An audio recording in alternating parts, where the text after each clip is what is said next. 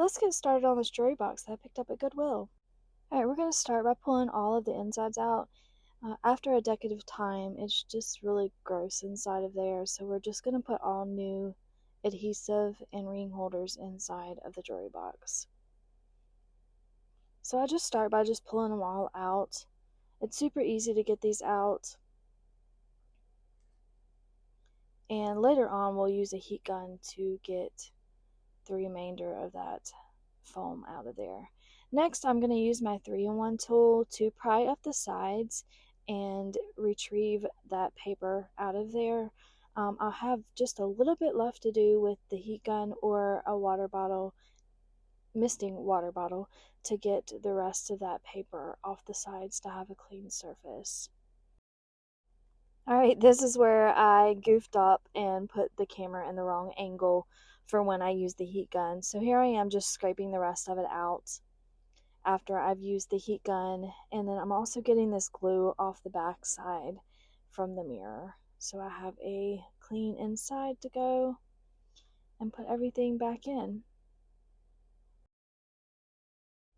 I picked these sponges up off of Amazon in a bulk package. They come in a variety of different grits, and I just used one of them. I don't know which grit this is. It's probably like 150. That's what I prefer to use on jewelry boxes.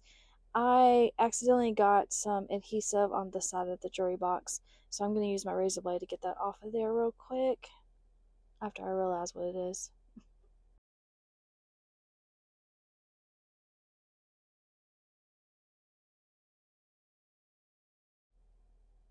Okay, I do like to sand the inside and the outside of the jewelry box completely so that I have a smooth, clean surface to put everything back in, especially the adhesive. I want it to lay flat inside of the box on the sides and the bottom so there's no bumps or grooves going on. Next, we're going to wipe it clean with just a damp towel or a rag. Will do just fine. You'll just make sure you get all that dust off of there. Now we're going to begin to paint.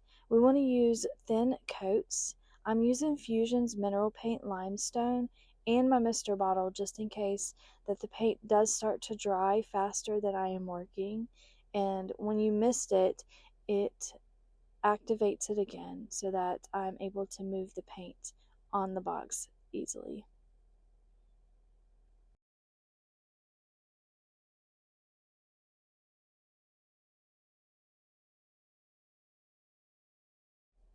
I do go in and do 2 to 3 coats of this paint.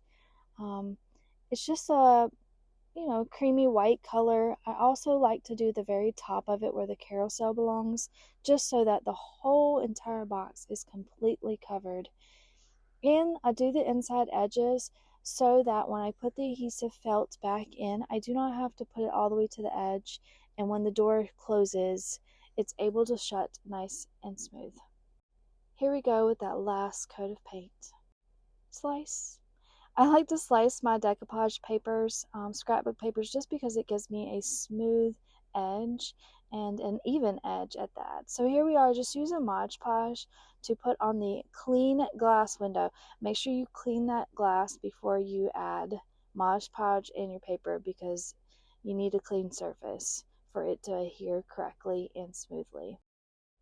Now, I do keep the old templates from the inside of the box if at all possible so that I'm able to measure them out to give me a rough estimate of how big I need to cut these papers or the new adhesive. So here I am. I drew the lines, but I also do not cut exactly because it does shrink. So I give it a little bit of extra room to wiggle inside the box. I realized that I didn't have a straight edge on that paper before putting it in there. Alrighty, so we're going to go ahead and cut those and make sure that I have it ready to realign and make sure that it fits and I don't need to cut any excess off. Now I want to work from top to bottom so that if I have any extra, it's okay that it'll roll at the bottom instead of the top because we're going to put ring holders on the bottom. So here I am just placing it in there, and of course sometimes I mess up, which it'll come up really easily and get back in there and smooth it out. She is coming together nicely. We're just finishing up adding these last little lining pieces of the jewelry box, and here she is, all together in her elegant and simple look. Subscribe for more.